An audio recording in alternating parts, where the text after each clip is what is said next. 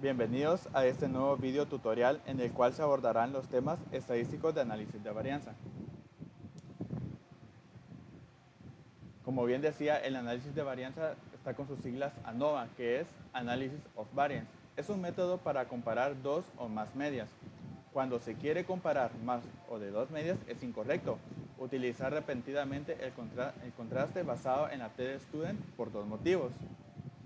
Como motivo 1 tenemos que se realizan simultáneamente e independientemente varios contrastes de hipótesis, la probabilidad de encontrar alguno significativo por azar aumentaría. En cada contraste se rechaza la hipótesis nula si la t-student supera el nivel crítico, para lo que en la hipótesis nula hay una probabilidad infinita. Como 2 tenemos la hipótesis nula, en que las dos muestras provienen de la misma población. Por lo tanto, cuando se hayan realizado todas las comparaciones, la hipótesis nula es la que todas las muestras provienen de la misma población. Y sin embargo, para cada comparación la estimación de la varianza es necesaria para el contraste distinta, pues se ha hecho en base a muestras distintas. El método que se resuelve ambos problemas es el ANOVA. Aunque es algo más que esto, es un método que permite comparar varias medias en diversas situaciones, muy ligado, por tanto, al diseño de experimentos y de alguna manera es la base de análisis multivariante. El análisis multivariante. Como bien lo había dicho, esta es una herramienta de estadística que estudia el comportamiento de tres o más variables al mismo tiempo. Se usan principalmente para buscar las variables menos representativas, para poder eliminarlas, simplificando así modelos estadísticos en los que el número de variables sea un problema para comprender la relación entre varios grupos de variables. Algunos de los métodos más conocidos y utilizados son la regresión lineal y el análisis discriminante. Las bases del análisis de la varianza. Supongamos que el número de grupos muestras aleatorias independientes de tamaño del número de datos extraídas de una única población normal. A partir de ellas existen dos maneras independientes de estimar la varianza de la población. Una de ellas es la varianza dentro del grupo, ya que solo contribuye a ella la varianza dentro de las mismas. O varianza de error, cuadrados medios del error y habitualmente representado por MSE o MSW, que calcula como la media del número de grupos de variantes muestrales. Cada varianza muestra un estimador centrado de la desviación y la media del número de grupos estimados centrados es también un estimador centrado, más eficiente que todos ellos. MSE es un cociente al numerador que se le llama suma de cuadrados del error, representado por MSE, y se representa por SSE al denominador de grados de libertad, por ser los términos independientes de la suma de cuadrados. Como número 2 se tiene llamada entre grupos. Este solo contribuye a la varianza entre medidas entre distintas muestras, o varianza de los tratamientos, o cuadrados de medios de los tratamientos, y representado por MSA o MSB. Se calcula a partir de la varianza de las medias muestrales y es también un cociente. Al numerador se le llama suma de cuadrados de los tratamientos, que se le representa por SSA, y al denominador por la siguiente fórmula, que es de grados de libertad. MSA y MSE estiman la varianza poblacional en la hipótesis que las muestras provengan de la misma población. La distribución muestral del cociente de dos estimadores independientes de la varianza de una población. Es normal que una f con los grados de libertad correspondientes al numerador y denominador respectivamente. Por lo tanto, se puede contrastar dicha hipótesis usando esta distribución. Si en base a esta contraste se rechaza la hipótesis de que MSE y MSA estiman la misma varianza, se puede rechazar la hipótesis de que el número de grupos provengan de una misma población. Aceptando que las muestras provengan de las mismas poblaciones, esta varianza se está rechazando, implica que las medias poblacionales son distintas, de modo de que con un único contraste se contrasta de igual al grupo de medidas. Existe una tercera manera de estimar la varianza de la población, aunque no es independiente de las anteriores. Estas se consideran como el número de grupos por el número de valores observados como una única muestra. Su varianza muestral también es un estimador de la desviación. Se suele representar por MCT, se le denomina varianza total o cuadrados totales. Es también un cociente y al numerador se le llama suma de cuadrados total y se representa por SST y el denominador por el grado de libertad. Como bien se puede ver, los resultados de una se comparan en un cuadro ANOVA. Entonces tendremos el siguiente cuadro: fuentes de variación entre grupos de tratamientos dentro del error y el total. Cada una viene con una fórmula. Entre grupos de tratamientos es el número de grupos menos 1. Y dentro del error es número de grupos menos 1. Y el total es el número de grupos menos el número por el número total de muestras menos 1. Algunas de las propiedades que se pueden encontrar son la suma de cuadrados que cumplen la misma propiedad, llamada identidad o propiedad aditiva de la suma de cuadrados. SST es igual a SCA más SCE. El análisis de la varianza se puede realizar con tamaños muestrales, iguales o distintos, mas sin embargo es recomendable iguales tamaños por dos motivos. Si la función es insensible a pequeñas variaciones en la asunción de igual varianza, el tamaño es igual. Y si el tamaño minimiza la probabilidad, es de error tipo 2. La prueba para la homeoceostidad, para que este constate de hipótesis basado en la función lo sea de la igualdad de medias, es necesario que todas las muestras provengan de una población con la misma varianza, de la que MC y MCA son estimadores. Por lo tanto, es necesario comprobar antes el realizar el contraste. Del mismo modo que no se puede utilizar repentinamente la prueba basada de la t-student para comparar más de dos medias. Tampoco se puede utilizar basada en la función para comparar más de dos varianzas. La prueba más usada para contrastar si varias muestras son homeostésidas tiene la misma varianza en la prueba de Verlet. La prueba se basa en que la hipótesis nula de igualdad de varianzas y población normales. Un estadístico calculado a partir de las varianzas muestrales y MCM sigue una distribución.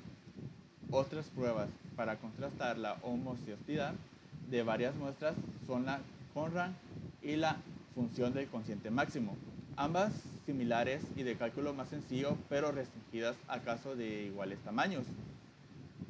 La de Conrad es particularmente útil para detectar si una varianza es mucho mayor para las otras. En el caso de las muestras no son homeostésidas, no se puede, en principio, realizar el análisis de la varianza. En la práctica, si las pruebas de homeostesidad obligan a rechazar la hipótesis nula, se prueba si con alguna de estas transformaciones de datos son homeostésidos, en cuyo caso se realiza el ANOVA con los datos transformados. Continuando con el tema estadístico, en esta ocasión me toca el tema de modelos de efectos fijos. Efectos fijos es un modelo estadístico que representa las cantidades observadas en las variables explicativas que son tratadas como si las cantidades fueran no aleatorias.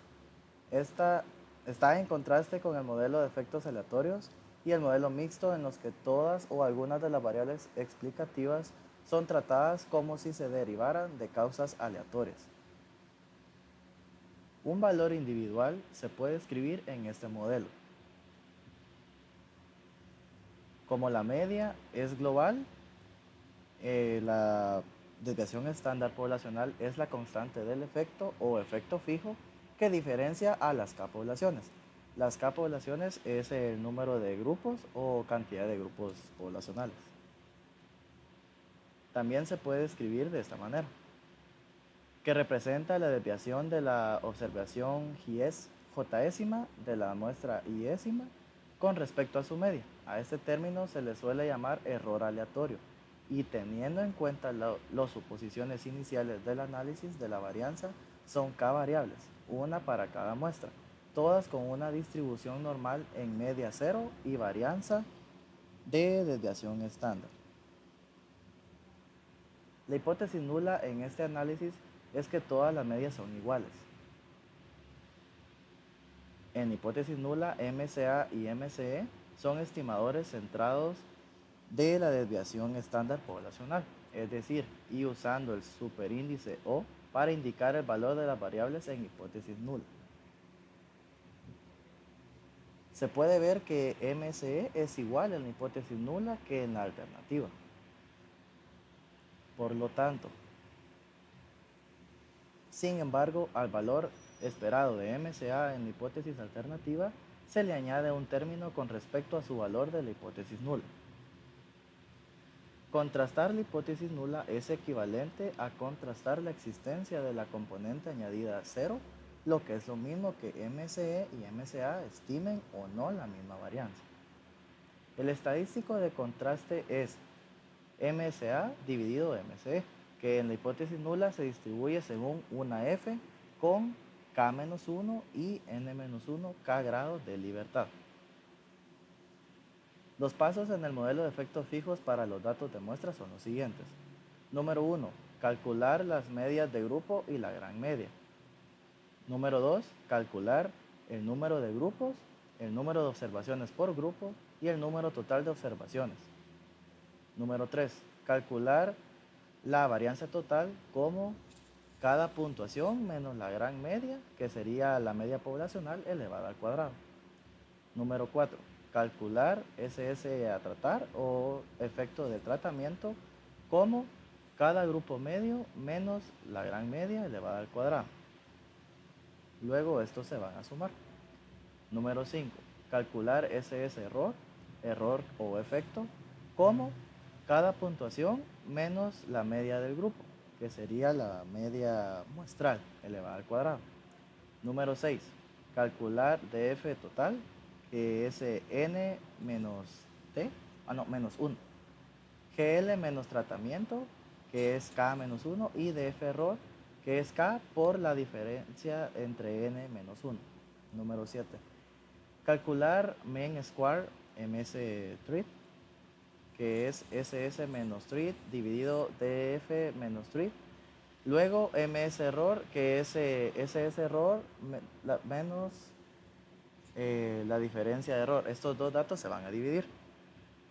Número 8, calcular el valor obtenido, que es f, el cual consta de ms treat menos ms error. Número 9, usar f o función de probabilidad para buscar el valor crítico con un nivel de significancia determinado. Concluir acerca de si el efecto del tratamiento afecta de manera significativa la variable de interés.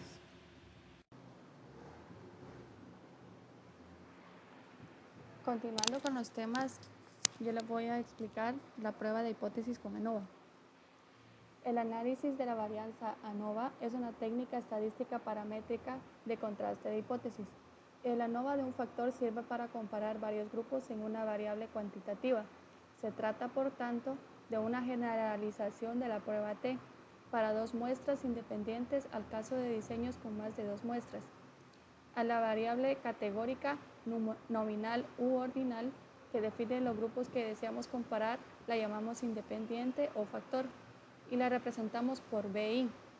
A la variable cuantitativa de intervalo o razón, en la que deseamos comparar los grupos, la llamamos dependiente y la representamos por BD. La hipótesis nula que se pone a prueba en el ANOVA de un factor es que las medias poblacionales, las medias de la variable cuantitativa en cada nivel de la variable categórica son iguales. Si las medias poblacionales son iguales, eso significa que los grupos no difieren en la variable cuantitativa y que, en consecuencia, la variable categórica o factor es independiente de la variable cuantitativa.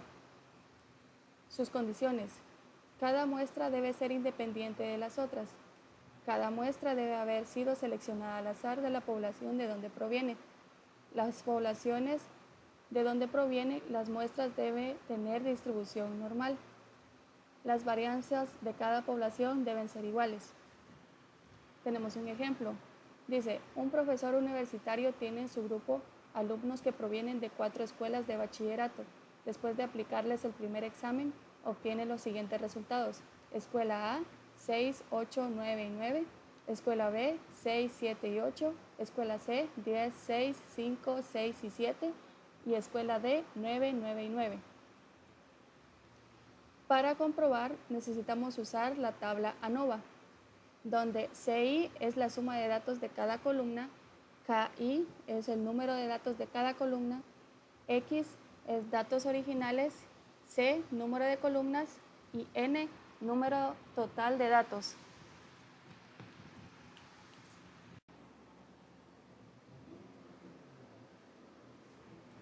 Bueno, entonces nos trasladamos a Excel. Ahora tenemos que seguir las fórmulas. Primero tenemos que sacar CI. Sacamos las sumas de CI de cada columna.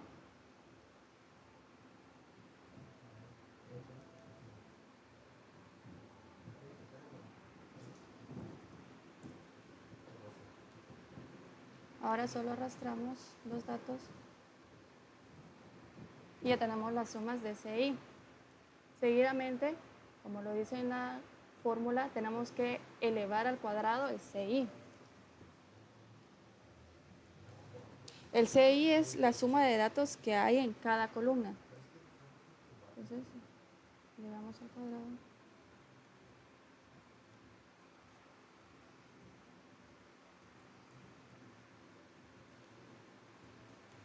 Corremos los datos.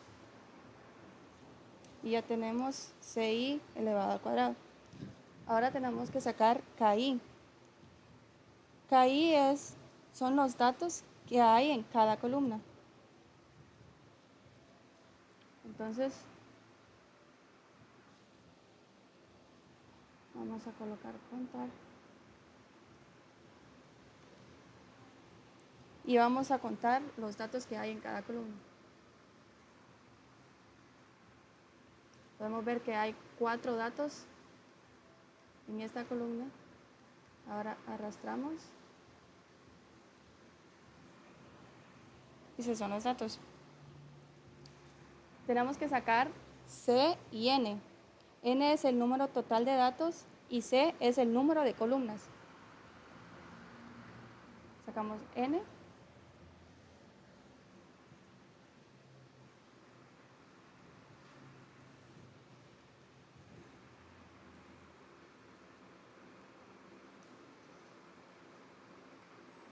Es la suma de todos estos datos para ver cuántos datos hay, pero ya que tenemos KI, entonces nos dirigimos a esa fila.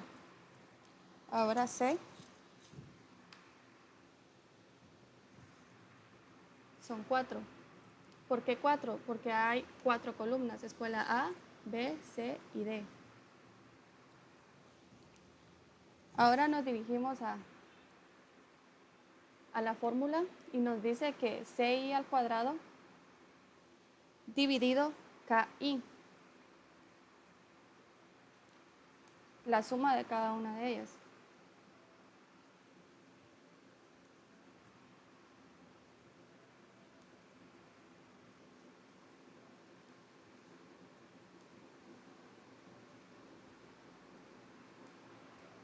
Realizamos la suma correspondiente.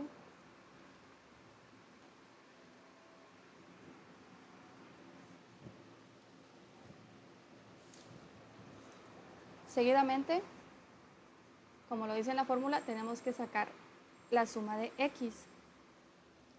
Y X es la suma de todos los datos. Por lo tanto, vamos a sumar CI.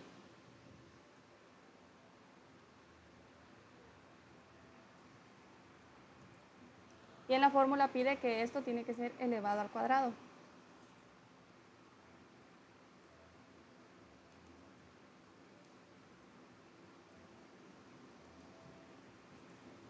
Ahora la fórmula nos pide que este dato lo dividamos dentro de n.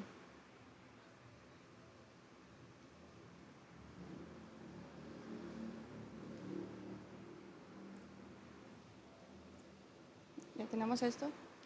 Ahora nos dirigimos, ya tenemos todos los datos para realizar esta fórmula, si nos vamos acá,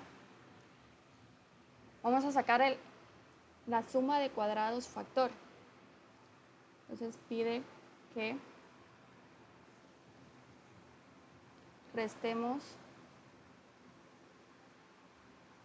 la suma de CI al cuadrado dividido KI al cuadrado menos la sumatoria de X al cuadrado dividido N.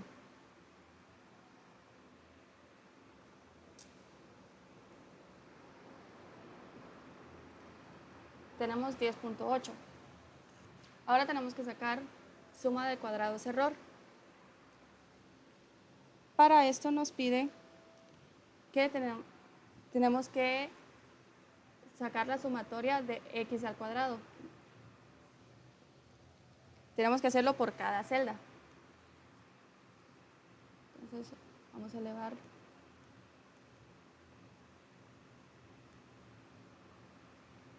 cada celda.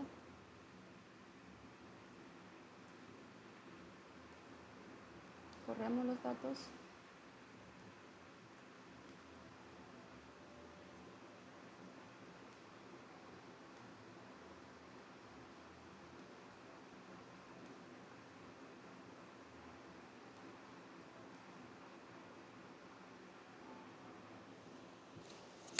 Bien, ahora nos pide que saquemos las sumas de estos mismos.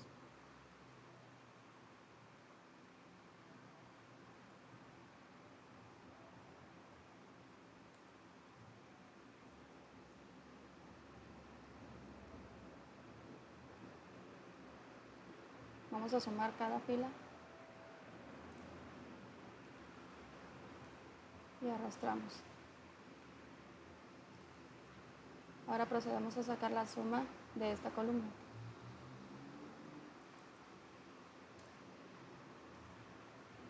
Y esa es la suma de X al cuadrado. Ahora la fórmula, ya que tenemos los datos, ya tenemos CI elevado al cuadrado dividido KI. Nos vamos a error y nos pide que la sumatoria de X al cuadrado menos la sumatoria de CI al cuadrado dividido KI al cuadrado. KI, perdón.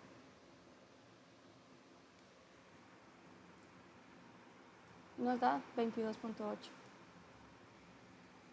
Ahora tenemos que sacar los grados de libertad. Para los grados de libertad nos pide C-1 y N-C. Ya que tenemos los datos, C-1 y N-C.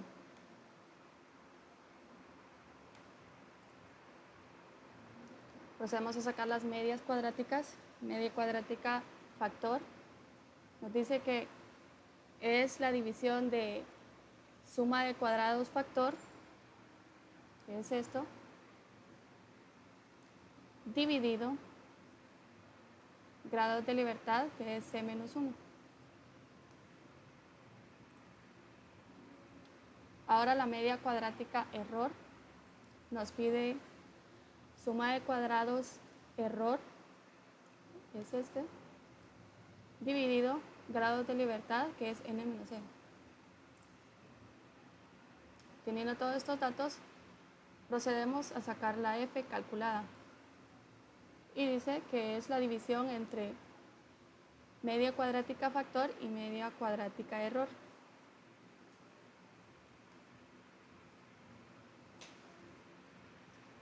Teniendo esto, nos vamos a la tabla D9.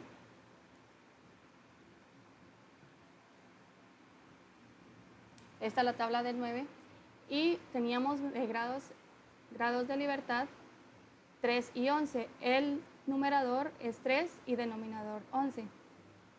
Nos ubicamos y nos damos cuenta que es 3.587 y la F que nosotros habíamos calculado es 1.74. Y dice que se rechaza hipótesis nula si f calculada es mayor a f. Tenemos 1.74 en f calculada y 3.587 en f. Entonces tomamos la decisión de 1.74 no es mayor a 3.587. Por lo tanto, con una región crítica de 0.05 se concluye que no se rechaza hipótesis nula. Por lo tanto, el promedio de calificaciones de los egresados de las 4 escuelas es el mismo. Siguiendo con la presentación, les voy a hablar sobre la efectividad del uso de bloques.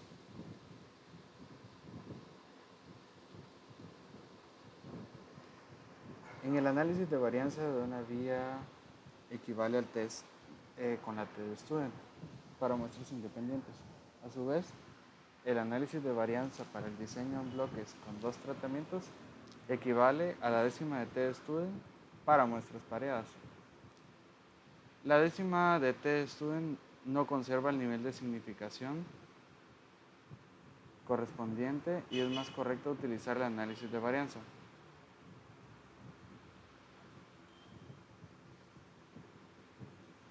El diseño en bloques aleatorios es apropiado y eficiente cuando se desea investigar las diferencias entre los promedios de K tratamientos en condiciones homogéneas. Estas condiciones homogéneas pueden ser parcelas de terreno, lotes de producción, cámaras de ratones o una misma persona sometida a diferentes tratamientos. Se supone que la variabilidad de las unidades experimentales entre parcelas, lotes, camadas o personas es mayor que dentro de esos bloques.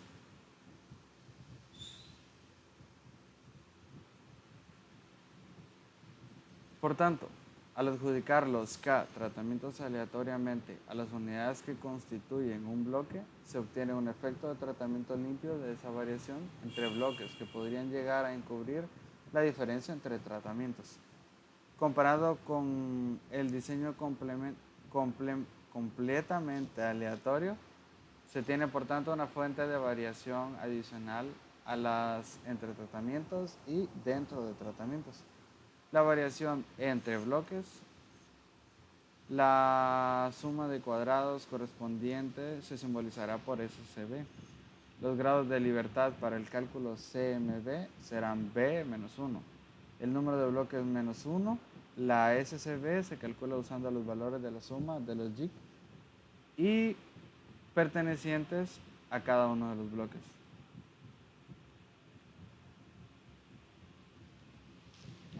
En este ejemplo, en esta tabla, se va a utilizar la fórmula SCB, que es igual a K y la sumatoria de los bloques de Y negado de B menos Y negado y todo esto elevado a la 2. Y la tabla de ANOVA será la fuente de variación, los títulos, fuente de variación, grados de libertad, suma de cuadrados y cuadrados medios. Entre tratamientos K-1, SCE, que es igual a B con la sumatoria desde K subtrat y con Y negado de TR menos Y negado elevado a la 2. Y en cuadrados medios, SCE partido K-1. Los bloques en grados de libertad es B-1. En la suma de cuadrados, SCB, que es igual a K con la sumatoria de bloques Y negado de BL menos Y negado elevado a la 2. Y en cuadrados medios, SCB partido B-1. En el residual, los grados de libertad K-1 por B-1. No hay suma de cuadrados. Y en los cuadrados medios está SCR partido K-1 por B-1. El total nos da en grados de libertad N-1 y en suma de cuadrados SCT, que es igual a la sumatoria de 1 hasta N y de Y a la I menos Y negado elevado a la 2. Continuando con el video, les voy a hablar acerca de lo que son cuadrados latinos. ¿Qué es un cuadrado latino? Un cuadrado latino es una matriz de n por n elementos en la que cada casilla está ocupada por uno de los n símbolos de tal modo de que cada uno de ellos aparece exactamente una vez en cada columna y en cada fila. Como pueden observar, aquí tenemos desde 2, 3 e incluso con letras, donde si se fijan, ninguno de ellos se repite entre sí. Un caso muy popular y a la vez no tan conocido como cuadrado latino es el juego de Sudoku, que consta de una matriz de 9 por 9 en la cual, como ustedes ya saben, ninguno de los números pueden repetirse entre sí. Vamos a hablar un poco sobre su historia y sus aplicaciones. El nombre de cuadrado latino se origina de Leonhard Euler, quien utilizó caracteres latinos como símbolos para su realización. Una de sus mayores aplicaciones se dio a conocer por el estadístico inglés Ronald Fisher, quien se valió del uso de estos para mejorar significativamente los métodos agrícolas. Formas de realizar los cuadrados latinos. Existen diversas formas de realizar cuadrados latinos. Una de las principales y más conocidas es mediante Excel. Otra forma más sencilla es mediante el programa Infostat, que será el que utilizaremos a continuación para mostrar lo que es un ejercicio práctico. Continuando con el ejercicio práctico, tenemos el siguiente. Se realizó un experimento bajo el diseño cuadrado latino donde se compararán 4 épocas de siembra, época 1, 2, 3 y 4. Se evaluó su efecto sobre el rendimiento de la variedad del frijol de soya. Los datos que se presentan a continuación es el rendimiento en toneladas por hectárea de acuerdo al orden en cómo se siembran en el campo. Ok, como decía anteriormente, un cuadrado latino es una matriz de n por n, que en este caso es de 4 por 4.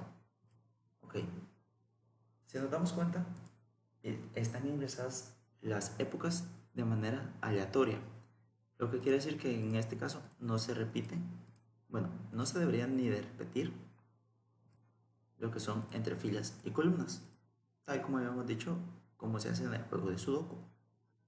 Ok, una cosa muy importante para lo que son los cuadrados latinos es recordar que el número de repeticiones es igual al número de tratamientos.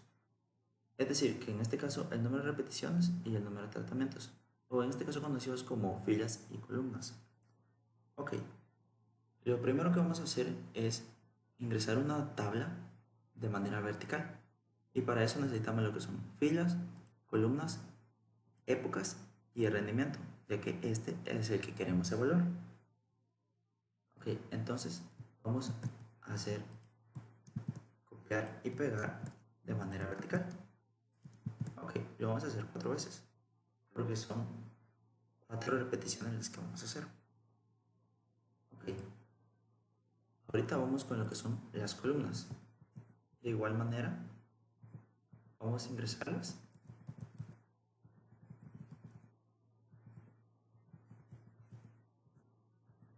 Ok, una vez que las tenemos ingresadas, vamos con lo que son las épocas. Ok, vamos a hacer lo mismo, copiar, pegar las épocas.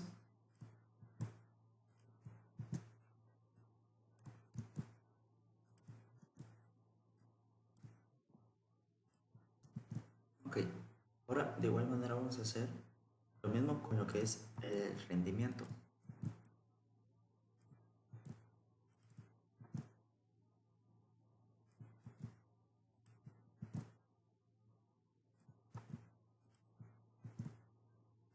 Ok, una vez que ya tenemos la tabla, la seleccionamos y le damos copiar. Ok, ahorita nos vamos a lo que es Infostat. Bueno, lo tenemos en blanco. Entonces ahorita nos vamos a archivo, nueva tabla, y si se dan cuenta tenemos casos. Columnas, que en este caso la columna 1 sería la fila y columna. Ok, nos hacen falta 2 más. Ok, las ingresamos. Y una vez que ya las tenemos, nos vamos a lo que es edición y le damos en pegar con nombres de columnas. Ok, acá verificamos de que estén los 16 casos, o en este caso las 16 repeticiones. Ok, ahorita nos vamos a lo que es estadísticas y nos vamos a análisis de varianza. Ok, aquí es muy importante saber cuáles son las variables dependientes, que en este caso la única variable dependiente es el rendimiento, ya que esta es la que queremos evaluar mediante lo que son las épocas. Ok, las variables de clasificación serían filas, columnas y épocas. Ok, le damos en aceptar y ahora nos vamos a comparaciones. Acá en método de comparación vamos a utilizar lo que es LSD Fisher con un nivel de significancia del 0.05 y queremos mostrar las medias según lo que son las épocas, ya que el rendimiento se basa en lo que son las épocas. Ok, nos sale lo que es la tabla de ANOVA y en este caso vamos y miramos el coeficiente de evaluación, que en este caso tiene resultados satisfactorios, ya que es muy importante saber de que el coeficiente de evaluación debe ser igual o menor al 20%. Ok, en este caso tenemos lo que son 11.55, o sea, resultados satisfactorios. Tenemos también lo que son nuestros grados de libertad, que en este caso los grados de libertad tienen que ser mayores a 12.